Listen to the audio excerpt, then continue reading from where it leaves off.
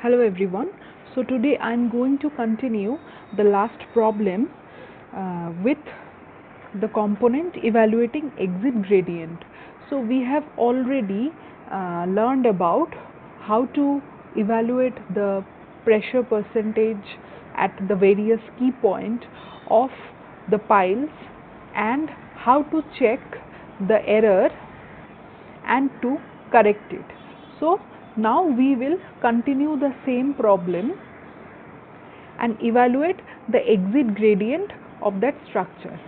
So we will actually be going to solve this problem, exit gradient.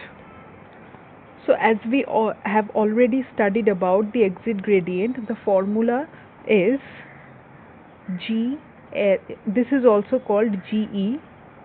This exit gradient is also termed as GE, equal to capital H divided by small d into 1 by pi root over lambda, where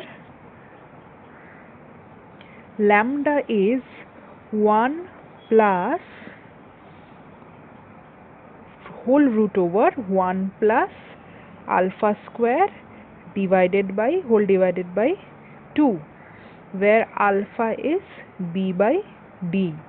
So in this problem we will evaluate the value of b, then d, then we will get the value of alpha, then we will put that value here and we will get the value of lambda, and then we will put the value of lambda here and we will get the value of GE, mean the exit gradient. So let us see the following or the corresponding values given in this problem.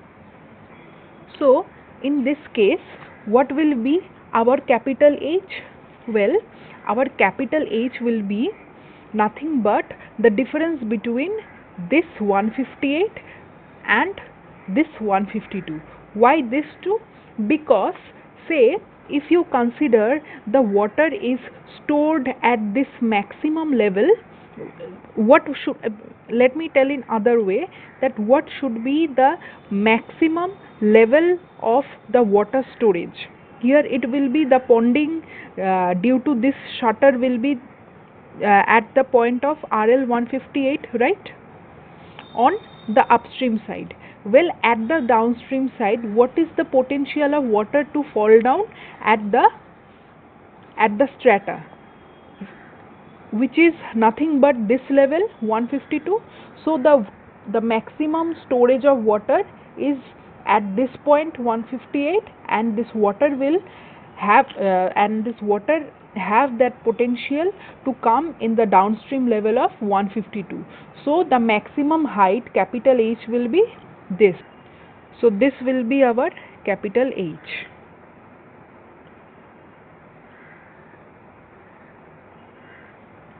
Okay, so our capital H will be 158 minus 152, which is 6 meter.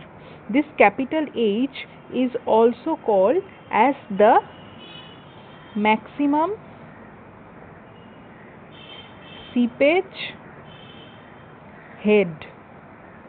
Okay, now we will determine the value of this small d. So this small d is also known as the depth of downstream cutoff or the downstream side pile. So in this case, what is the length of our the depth of our downstream side cut? So it is that we will consider this as to be 152 minus 147. So this is our downstream side cutoff. So the value will be 152 minus 141.7, which will be 10.3 meter. So now what is our this B? So this B is also called as the total floor length, as we have calculated it earlier, which is this total length 57, right? So this will be 57 meter. So now we will calculate the alpha. So here alpha is b by d. So it will be 57 divided by 10.3. So it will, if you calculate it, you will get 5.53. So now we have got the value of alpha. Now either we can put the value here and get the value of lambda, or we can evaluate the value of lambda by graph. So we can evaluate this by this graph. This is in plate 11.2 and the page is 565 in SK Garg. So as you can see, there is two curves given, right? This is a linear and this one is curve given. So see, this curve is for when you have got the value of alpha and you need to get the value of 1 by pi root over lambda, or this curve is given when you know the value of alpha and the pi. So here in this case, see, we know the value of alpha here, right? So what is our here? So we need to get the value of this part, right? 1 by pi root over lambda.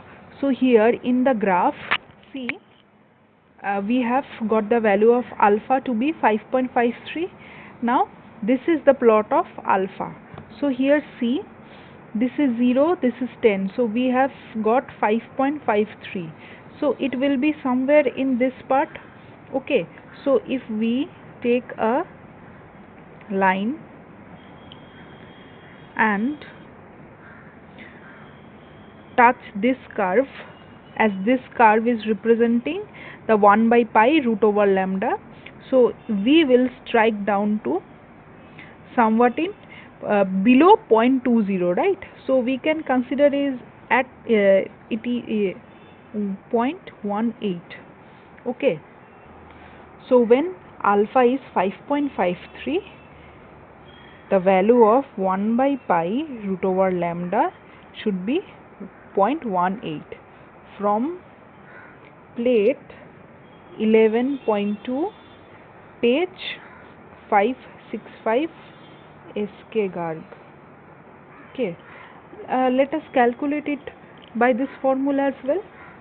So the lambda, if we put the value of alpha, it will be 1 plus, what is alpha, 5.53 whole square whole divided by 2.